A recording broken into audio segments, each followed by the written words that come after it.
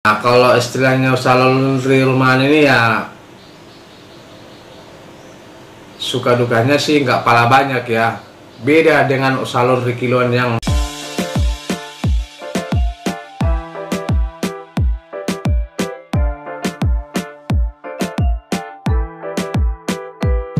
halo sobat, berjumpa lagi di channel saya, yaitu channel tentang tutorial usaha laundry.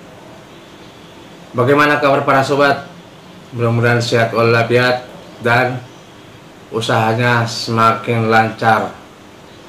Jadi topik kita kali ini sobat, yaitu membahas tentang suka duka usaha laundry rumahan, dimana kemarin salah seorang subscriber saya bertanya, apa sih suka duka dalam usaha laundry rumahan. Nah, kalau istilahnya usaha laundry rumahan ini ya suka dukanya sih nggak pala banyak ya. Beda dengan usaha laundry kiloan yang asli sudah membuka di atau yang sudah menyewa lahan. Nah, itu perbedaannya salah satu. Nah, kalau di luar sana kan masih nyewa lahan. Kalau rumahan ini kan di rumah sendiri kita kerjakan. Nah, cuman istilahnya kalau laundry rumahan ini kan kebanyakan masih menggunakan menjemur pakaian dengan cara manual. Nah, jadi pas cuaca kurang bagus atau musim hujan, nah di situ paling bikin kita capek.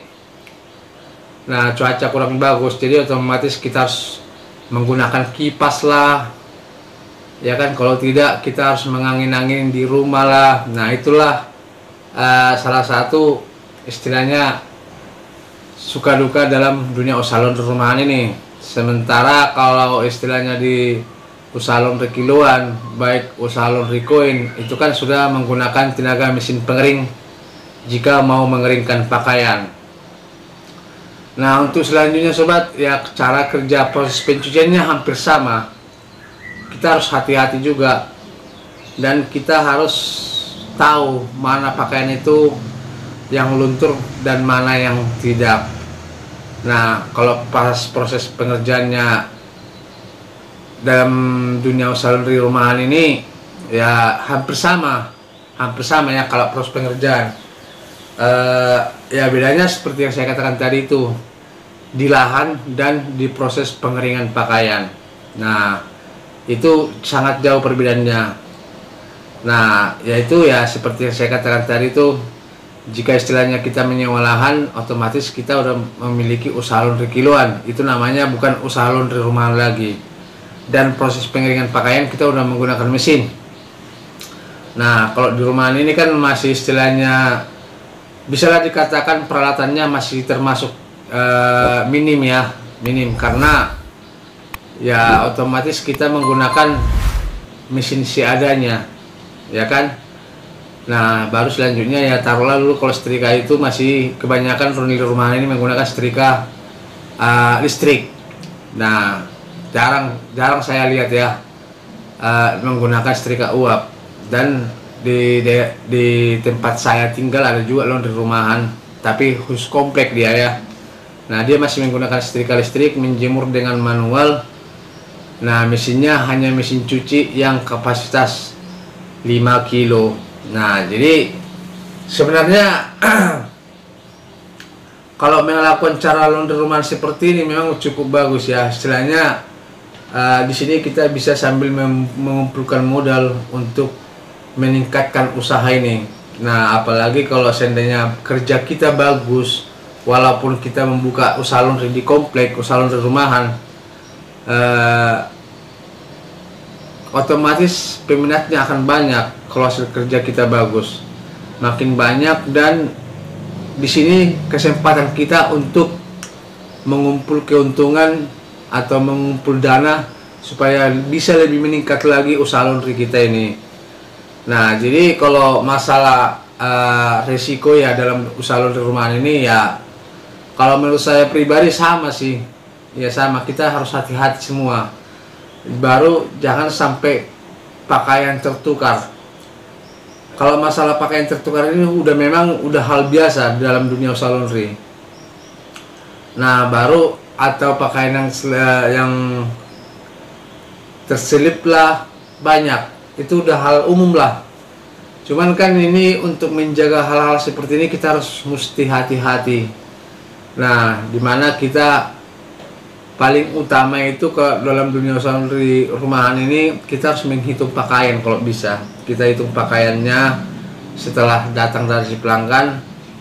Nah, setelah selesai kita kerjakan, pas proses pemakingan kita hitung balik.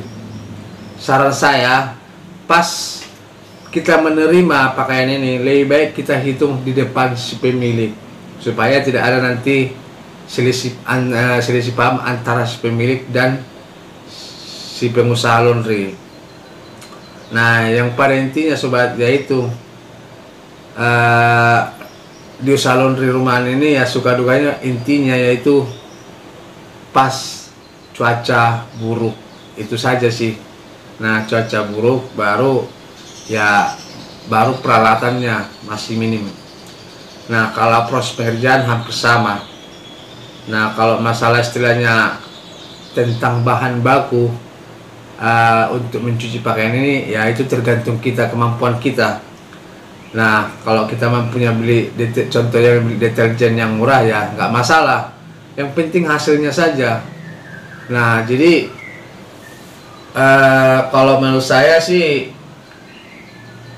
banyak masih bertanya juga masalah bahan baku seperti deterjen ini. Kalau kita beli mahal, ada yang murah, cuman kita kan harus mesti mungkin kualitasnya kurang bagus walaupun murah, cuman kita harus bisa dong membantu atau menyikat pakaian perlahan-lahan supaya kita hanya jangan mengandalkan tenaga deterjen tersebut. Nah, karena kualitasnya kan kurang bagus karena deterjen murah. Nah, jadi untuk masalah laundry rumahan ini sih kalau menurut saya lebih mudah ya kita lakukan daripada usaha laundry kiloan. Nah, jadi kira-kira seperti itulah sobat, kalau suka duka dalam dunia usaha laundry rumahan. Oke sobat, kira-kira sampai sini penjelasan saya kali ini. Jangan lupa subscribe, ketik tanda lonceng supaya tidak ketinggalan video saya berikutnya. Terima kasih dan sampai jumpa kembali.